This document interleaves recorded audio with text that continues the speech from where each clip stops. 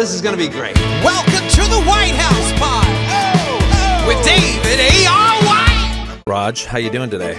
David A.R. White, the sun just got super bright in here, man. I mean, how could the sun not get brighter when you got Roger Neal, right? No, it's you. You're the one. You're the one that brings the sun out, not me. You know who I'm thinking about who makes the sun brighter is all the people who are listening today. Well, that's true. I mean, I don't know if you guys are out there, if you're on Apple, on Google, Spotify, iHeartRadio, Alexa, all the podcast platforms. I just want to say thank you so much, and if you're not watching right now, you could see beautiful Roger Neal. I mean, the man whose hair is absolutely perfect. Tony looks amazing. Tony's from Kansas. I always appreciate Tony. But there's only one star in the room, and that's you. Well, you know, that's because our guest is she's arriving, but I will take that, Roger. Thank you so much. Hey. I've learned. Do you know that you're an icon at this point? An icon? You are, because I've been around for so long. No, just because of the success of all the movies. You know, God's Not Dead, Beckman, Love on the Rock, all those great movies, Revelation Road, all the television series, all the great movies that you have started and produced. You now have become that iconic in that iconic category. I don't know if you realize that or not, but you have. I mean, Anna, you know, I gotta say, you can come on in, by the way. We'll introduce you in a little bit here. We have a mystery guest, guys. We're very excited about this mystery guest. You're going to be very, very, very excited because first of all, I just want to say thank you so much, Roger. That's actually of course, really nice. But it's true. I'm trying to learn. You know, when people give you compliments so often, you don't. It's easy. Maybe some people find it super easy to just receive compliments. I have always had a problem with it. You have to learn how to receive. Right, yeah, I deflect it or whatever. No, you got to learn how to receive. And it's like, just accept the bouquet of flowers and say thank you. And you realize, I'm sure you do realize the amount of lives that your movies and your TV series have changed over the years. Well, you've affected a lot of, in a positive way. I'm grateful for that. Yeah. You've affected a lot of lives. Oh, thank you. So, you know, you pioneered a genre of film because of your success. Studios have a faith and family division, which I believe is due to the success of God's Not Dead, which is where I think the huge success started for you. So I think that they, you know, Hollywood clicked in after you pioneered it. So, you know. Well, you know, I think that's actually a great segue to thank you, by the way. I'm receiving that bouquet of flowers. See, there you go. Thank you. You can't, there's that, what is that saying, Roger, about the village? You know, you can't just, you know, build the village by itself. It takes a village. It takes a village, exactly. Takes a village. We're not talking about the village today, though. We're talking about the head of the village here. We have the head of the village in studio. And this woman that is joining us, that you guys are going to be so excited that you're on YouTube watching this right now. If you're not, you're going to want to go there because she's absolutely stunning. In fact, we have an interesting story about how we met this woman, this mystery guest. But we call her not only superstar, but we also call her the head of our productions. Mm-hmm. And she has a very interesting, fascinating story. But I'm just going to let's introduce Anna Zielinski. Welcome here in the studio. Well, look at you. Wow. Yeah, Roger, I know this is the mic. You see, stunningly beautiful, but a tough lady. Roger's on it today. He is like sharp, and he's boom. I don't know if I'm just old, but these are loud in my ear. Oh, I could turn them down Can you turn here. it down? I don't know which one is yours. How about that one? Okay. Oh gosh, Is that so better? good. That's so good. And so I got to tell you, the reason why I wasn't here. Yeah, mine was really loud too. I was Lord, like, wow. have mercy. I just thought I was booming with my voice, but apparently the mic was up. You are booming. You are booming. Hi, David. Well, hello, Mrs. Zielinski. How are you? The reason why it's such a reveal, Roger thinks I roll out of bed looking like this. Oh, of course. Of course. Who It doesn't? takes about 10 more minutes. Does the village help? Does the village help with putting I didn't this have together? the village, so this was so low. So here we are. I'm so happy to be here. and these headphones do not. Now you live in Burbank, right? I sure do. Which is right around the corner where the studio is. Yeah, I know. You're gonna rub it in. Well, I live on the other side of the planet, so you know. Were you actually on time? No, not at all. Okay. But I was about to say. But we weren't going to tell Tony that, but now he knows. So way to go! The cat's out of the bag.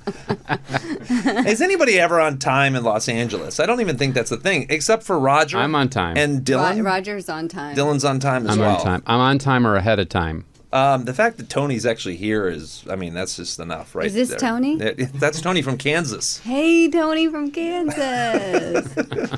Yay. All right, so let's start with, you never age, by the way. I've known you now for, I think, 12, 13 years. Yeah, something like that. We figured that out. Didn't we just figured that out actually ago. on the company meeting the other day. Yes, he was like, "Who's the?" I thought it was like 8 years or something. I was like, figures. Yep, Anna has been with us the longest in the company. Ironically, I get that badge. You do.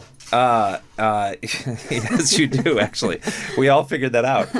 She was like, yeah. She's rolling my eyes. Well, going, I'm surprised you remember exactly how many years it's. I do. I remember all our time together, David. I mean, it actually was it's a pivotal time in my world having met you, and I do not mean that sarcastically. All right. So where are you from? Where am I from? Yeah. Okay. So, and that might start coming out here. I'm speaking properly, but I'm originally from Louisiana. Mm-hmm. So, Southern girl. Mm-hmm. And all my family's still there. Yeah, but I came out here, it's like almost 20 years ago. No, It is 20 years ago. June, it's 20 years ago. Oh, 2003. Wait, so you hit it. You're on your 20-year reunion now. Is the whole year a reunion? Do you celebrate the whole year? I don't really like. Or do we just erase 10 of it? It's gone by so fast, you know, that I see. I had to think about it, but yeah. So I consider myself an Angelino now. She moved here when she was 14, ladies and gentlemen. I did. So 20 years. I love David. Everybody else was thinking that anyway. I just basically just verbalized it. All right. So the interesting thing is Louisiana is when we were doing God's Not Dead, and the pickups, I think, for that first film. Yes. All of a sudden we found out that you were from there. Yeah. Because I don't think it resonated until you were like, oh yeah, Willie and Corey that were like right around the corner from where I have my family's had a liquor store for 20 some years. Do they still have it? We still do. It's kind of a sad day. We're actually talking about selling it now. Wow. But the liquor store is known there, and I went to a high school for candy and stuff, or for it is for all cookies. Yes. By the way, we have cookies. I see this. Tony brought us cookies today. Brown from butter Kansas. chocolate. Tony. Anyway, you're distracting me. So yeah, why am I brain farting? Duck Dynasty fellows. They've been a part of that world. Like when that whole show came on, I was like, what? That's my hood.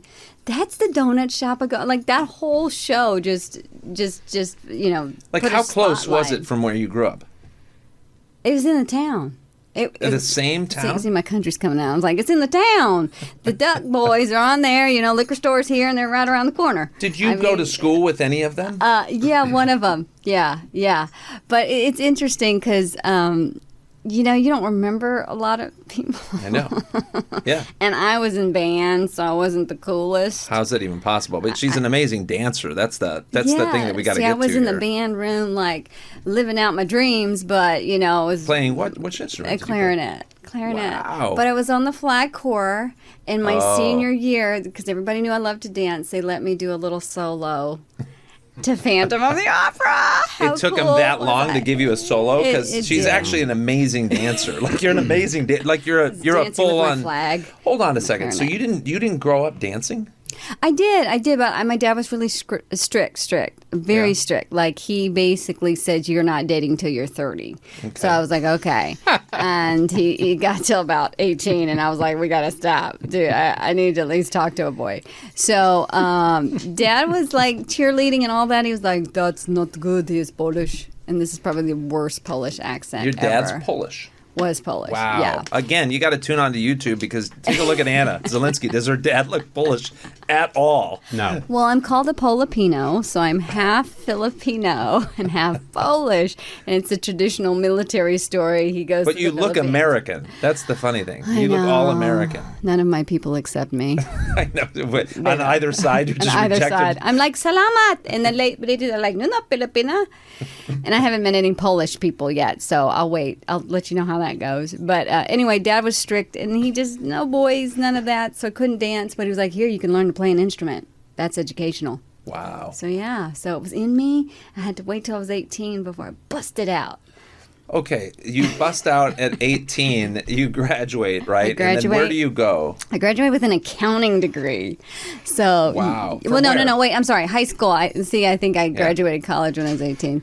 She's like, I left high school. I left with an high school. accounting degree. I'm a prodigy. Because I worked at the liquor store and I sold cookies, only cookies. I was the bean counter there. Were you really? Well, kind of. I can see that happen. Was your mom have the skills that you do? Skill set? I mean, counting the numbers. Oh, she's good. Yeah, well, she's Filipina. It's in the blood. Not any penny goes unaccounted for. Let me tell you, that woman knows everything. She knew every bottle. Everything. She's sharp. So, yeah, I guess I got that from my mom. But yeah, so I went to college, Louisiana Tech. That's where I got my accounting degree. Uh-huh. I didn't get too far from home. I did. My dad passed away when I was 21. So, it was bittersweet because part of me was like, oh, my God, I'm free. Now what do I do? So that's when I graduated, I was like, okay, I'm going to go on my first job interview. And I remember it was Hewlett-Packard. And I went in and I went through everything. And I was like, oh, my gosh, this is not for me. What am I going to do? Okay, I'm going to go be a Laker girl. That's what I need to do. I mean, it was like random. Because half my time was spent like... A Laker girl. I used to love watching all the MTV videos. Remember MTV, David? I didn't grow up with it. You didn't? Okay. No, I know it was around, but like ironically, I wasn't allowed to watch it. Okay, so I snuck it. It was in it was in my parents' bedroom, and I'd pretend I was like Janet Jackson's dancer, and then Paula Abdul was cool, cold-hearted snake, and she's doing that video, and I'm like, oh my God, I need to be one of those people on the pole. Not that pole, but the structure. Yeah, Roger, not that pole. I'm so sorry. My mind just went there. I'm sorry. I apologize. But I was like, oh, those are interesting moves. I'm sorry. Are there other poles? Like how many poles are there? There are different kinds of poles, David. There are? Yes. In dancing? There are. And those are yes. difficult to work, too, by the way. Gymnastics. Anyway, whatever. We're side. No. I didn't use any of those there, but okay. So I was like, okay, Paula Abdul, and then her backstory was she was a Laker girl. Right. See, and I was like, I need to do that. So that was the ambition. So did you move to LA from there? Wait, you went to Houston somewhere, didn't you? I went to San Antonio. But the goal was to get out to LA. Okay. Right, jump on that plane, do that, and then I got. Luckily, someone intercepted. He wanted to offer me a job in San Antonio to run their business. It was a gymnastics center, but run the financial. I knew gymnastics. I knew we were coming around to something. Yeah. But it was a big. It's just like this guy's nest egg. He wanted me to help run it, and he was like, "Hey, if it works out for you, we do have the San Antonio Spurs here. So I'm not sure if you're biased which NBA team." And I was like, let me think about it. He goes, "Just give me a weekend." So I went down to San Antonio, and I was like, oh, look at this town. It's so cute. And I remember seeing the Alamo, and I was like, wow, that's really small. And it was like between a McDonald's and a Hilton. And I was like, is that the Alamo? Wait a minute. You know how, like, there's these things when you travel, like these things you expect to see, and you're just like, that's Alamo? Okay. Anyway, the town was so lovely, and it was just so neat. Like, it just had this big city, but still little enough, And in retrospect, I had no business going out to L.A. when I was 21. 26? And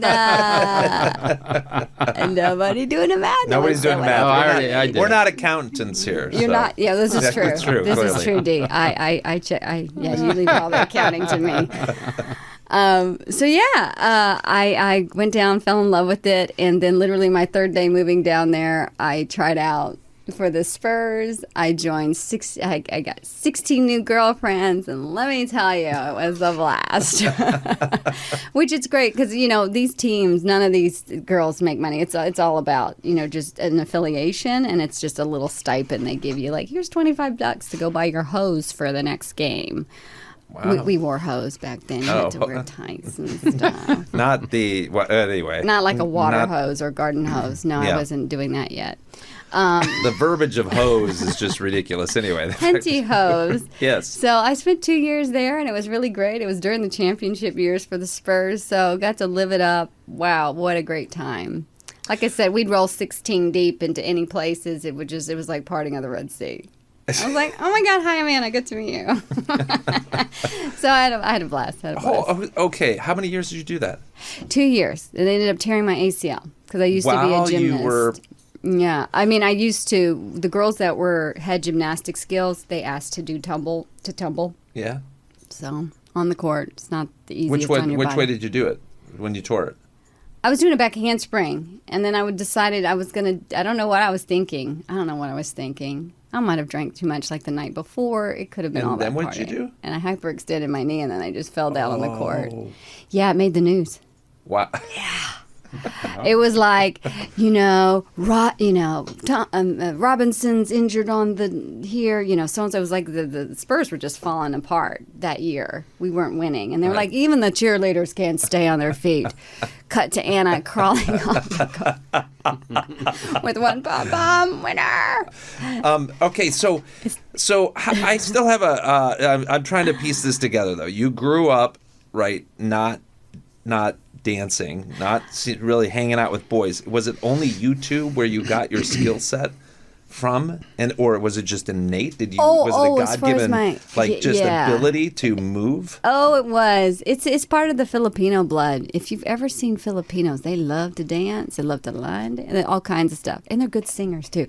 But no, it was in my blood. I mean, it was. Is it like Latin? Is Latin and Filipino there's some very Spanish mixed in with my heritage, but no, it started when I was younger. I was in gymnastics, but I was at a point competitively where I either had to bite the bullet and get homeschooled and start going down that path or not. And then I remember like having to do a backflip on a beam, and I was like, wait a minute, you want me to go backwards on this 4-inch thing? I tried it once, and I was like, I don't think I want to do this anymore, because then my head was like, I think I was a little too old because I understood all the risks. So then I started dancing.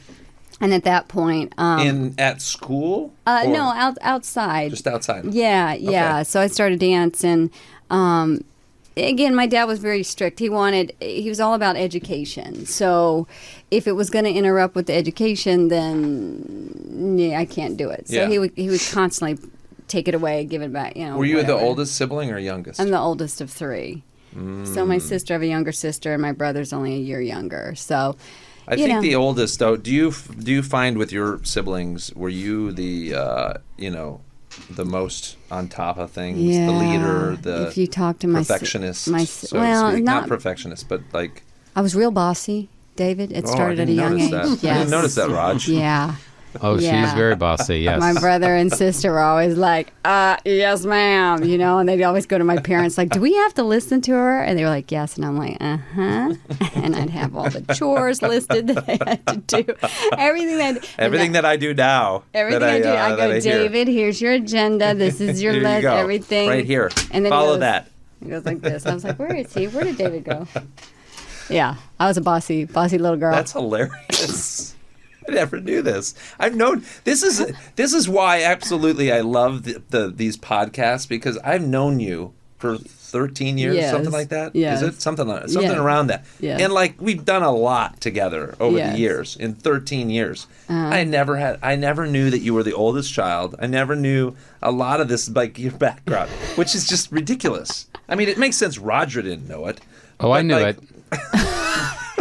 course he knew it. Roger's Way to go, right. Roger. Yes, he Greatest knows PR person in the world. Yeah. I mean, my and gosh. I was, even like with money, Yeah. I used to take my piggy bank. There's the old woman in the shoe. I remember it. And then I would take it out and then I would line it all up and I'd make sure it's all accounted for. So that started at a young age. Wow. Yeah. So when I'm like, David, this is not adding up. Where's this? Where's this? Where's And now that? the people at Sony fear her when she comes Yes. with numbers. I'm like, is yours right? My grid's better.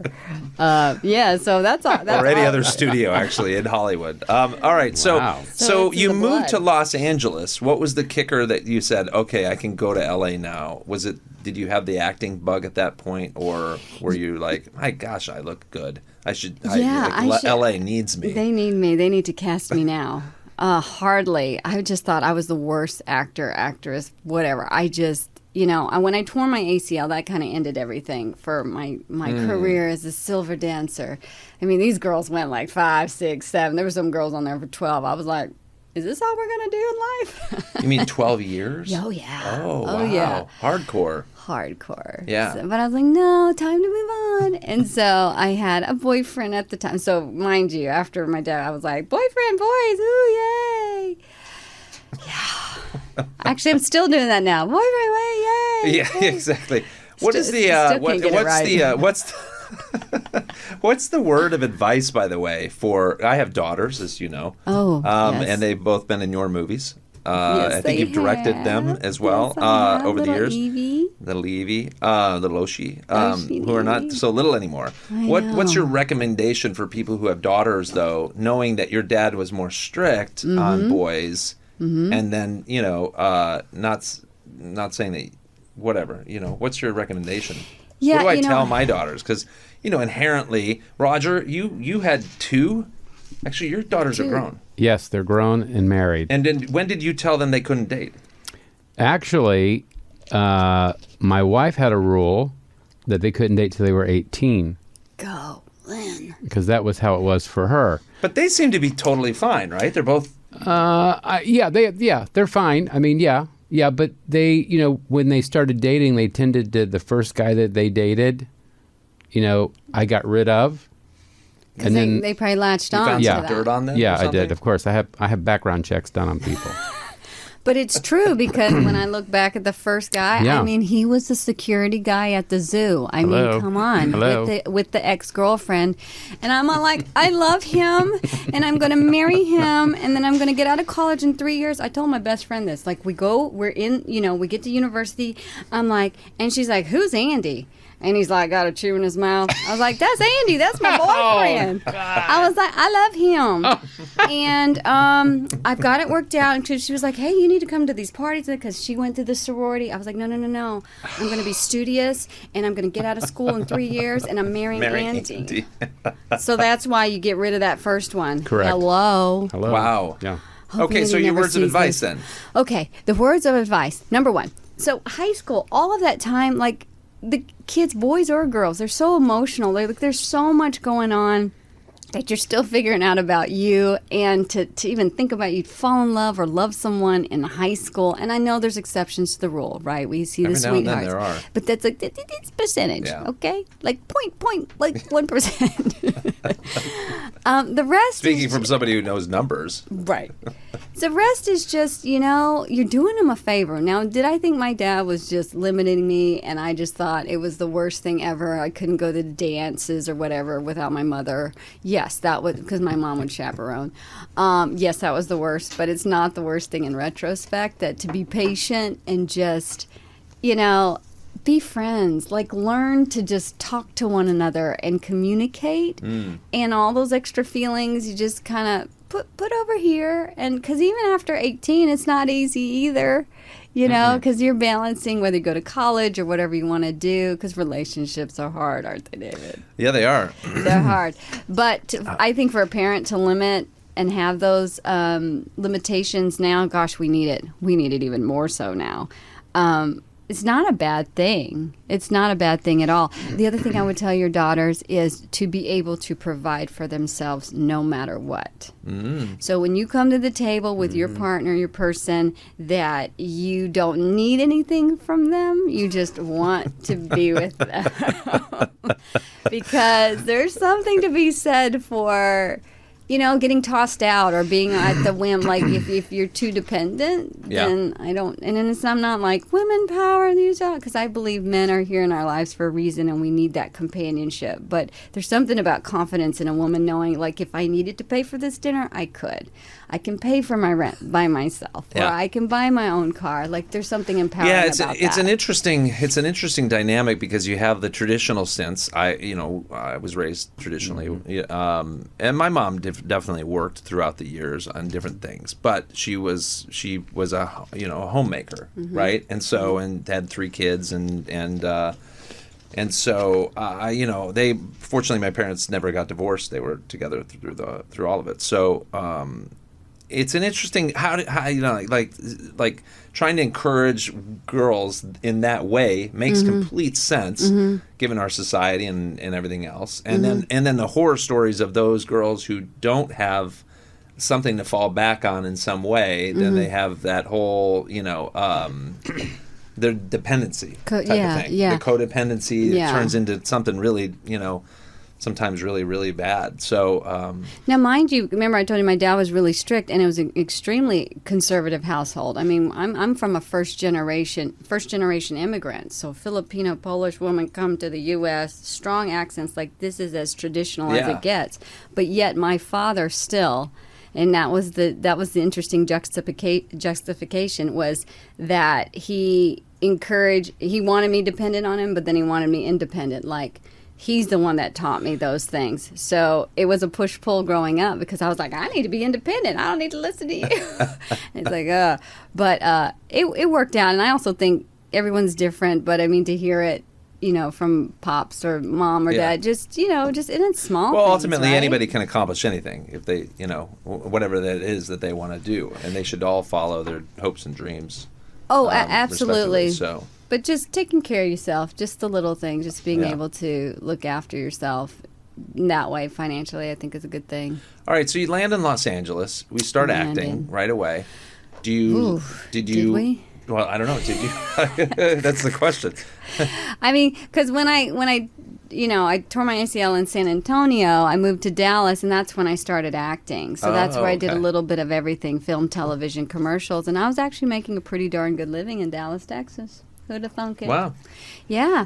And so that's, at some point I was like, I need to bite the bullet and come to L.A. So my very dear friend Homer, I know a guy named, his name's Homer, for real. I said, Homer, it's time. Homer. It's time to pack it up. So I packed everything in my car and came on out. Were the Simpsons on at that point? Like, did you say Homer or Simpson? Homer, His name's Homero. Homero. He's Latin. Oh, got it. Okay. Oh, of course so he was. he drove me out. Oh, no, he's one of my best friends even to this day. That's cool. Now you always think I'm not, Well, she had a flair for Latin men at one point. The Filipino and the Latin men, no, it's too much fire. It's too much caliente, muy caliente. Okay, these podcasts are too fast, right? Everybody says that we get messages all the time, Dylan, about, hey, why in the world can't people talk longer? Okay. So I got to get to the Anna's got like 9 pages here, so I don't have enough.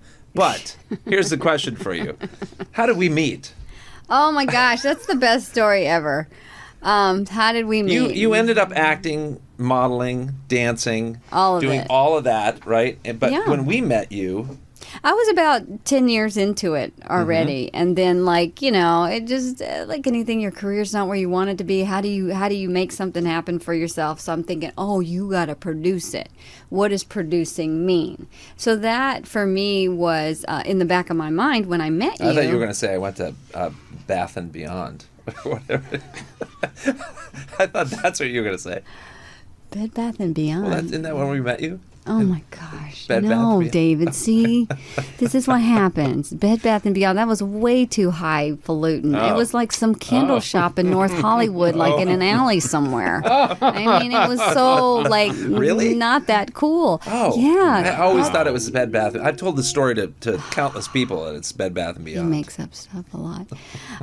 No, like, anyway, I couldn't tell you how to get to that candle shop now, but it was like some obscure place in North Hollywood, and I was going to get candles for Thanksgiving because I was so like, I hadn't been booking anything. I actually just had my baby, so I had Ryan. He's like 2. That's right. And then, of course, my husband at the time is like this stud that's working on all this stuff and always getting all these leading men stuff and like kissing all these women and all this stuff. And it's just like, I need to go get candles for a centerpiece for Thanksgiving. That'll make me feel better.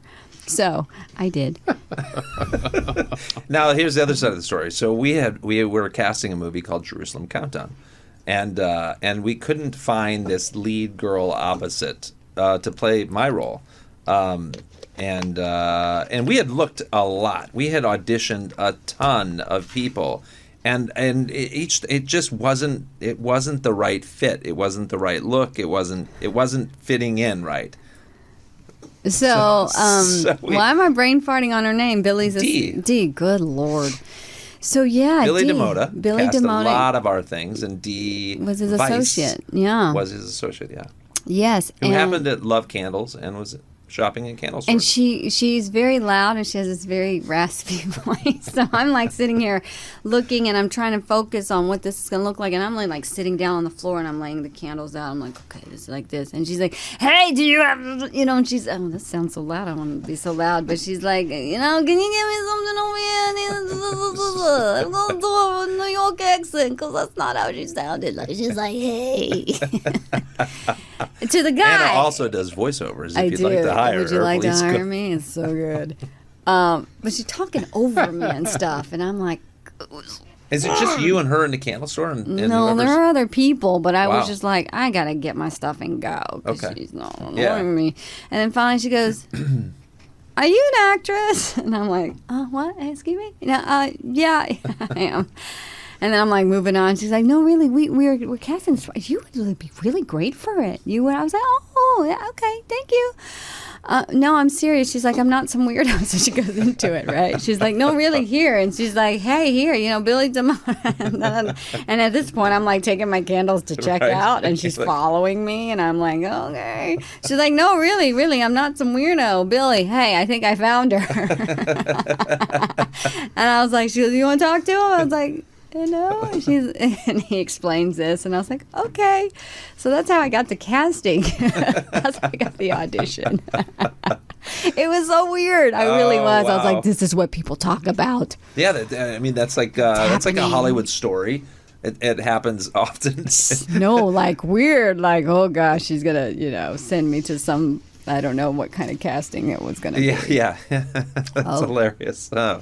Good grief. I know. Okay, so then I meet you. We get I get cast. It's some countdown, and then we have the talk about producing. And I'm like, hey, Right. talk to me. Tell me how this goes. You're going to come back, Anna. Though they've given us 3-minute warnings. Like this is what we're talking about. You have to come back. Part Anna one. Zielinski. This is just part one Part because one, part like two. even when Brian Bosworth was here, like he he only got through his college football. We didn't even get to to him in the NFL. So You guys with your it's, time limit. I know. What is time this, the limits. Like, Oscars? it's exactly.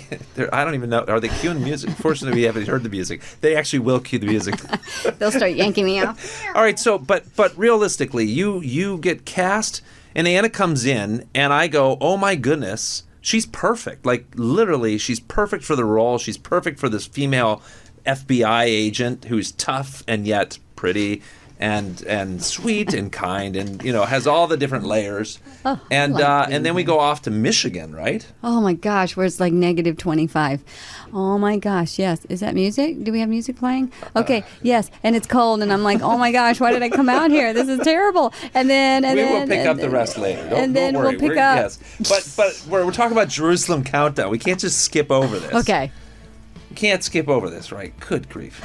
Okay, so This is just like, I think we can. Can't we extend this a little longer? Yeah, we can. I think we can extend this. I feel like we have time. All right, we'll extend. Everybody likes to, I like how Roger said extend, and then all of a sudden it's happening now. Yeah. This is like the Oscars where you're so famous that you just shut the music off and you talk for longer. Turn it off.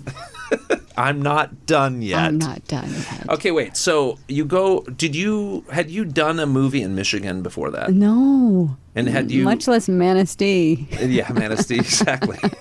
Did you? And it was December, right? It was like I remember. It was before Christmas. Remember, we were trying to get done. It was Blizzard with Stacy Keach. Randy Travis. Randy Travis, that's right. And that's where I met Liz. Liz, yeah, that's where I met Liz. Well, Liz Travis had worked with us for a bit, but so how was that? How was Jerusalem Countdown for you? Because you got to do some cool stuff in that movie. I learned if you haven't seen it, it's actually really good. And Anna does slides, fights.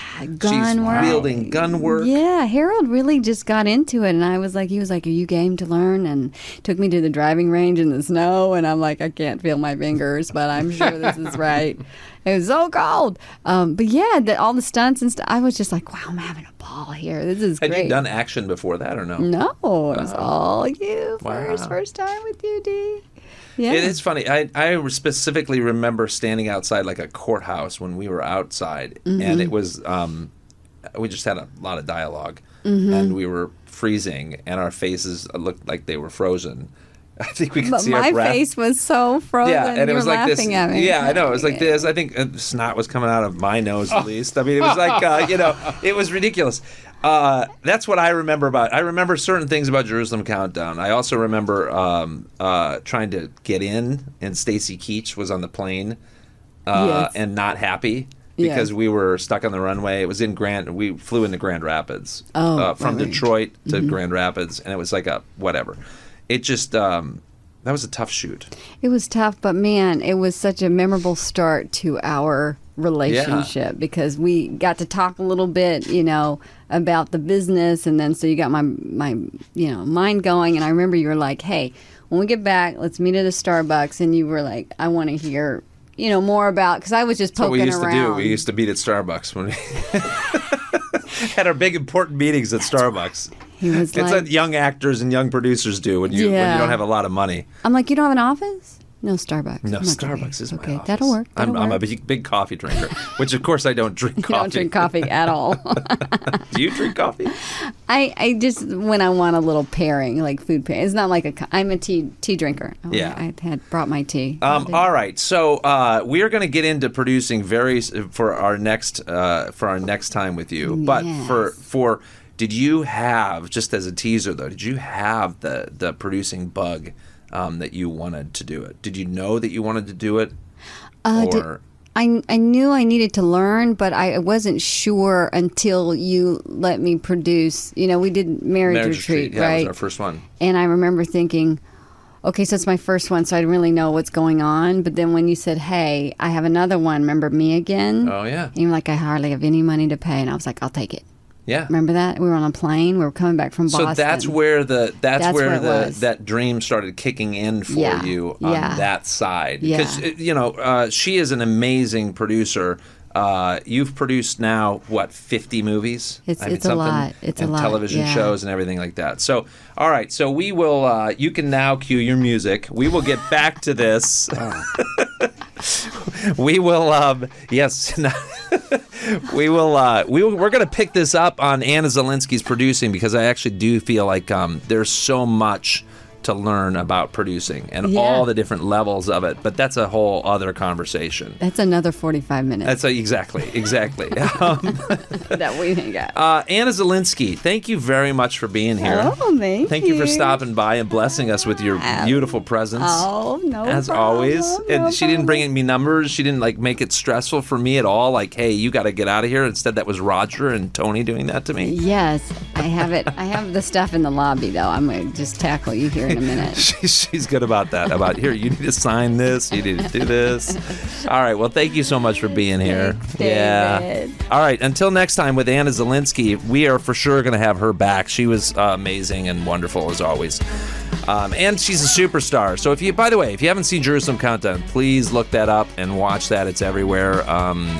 Start with PureFlix, though. That's the easiest place to find our films. Check us out on Apple, Google Podcasts, Spotify, iHeartRadio, Alexa, all other podcast platforms, and also subscribe to the YouTube channel and tell all your friends.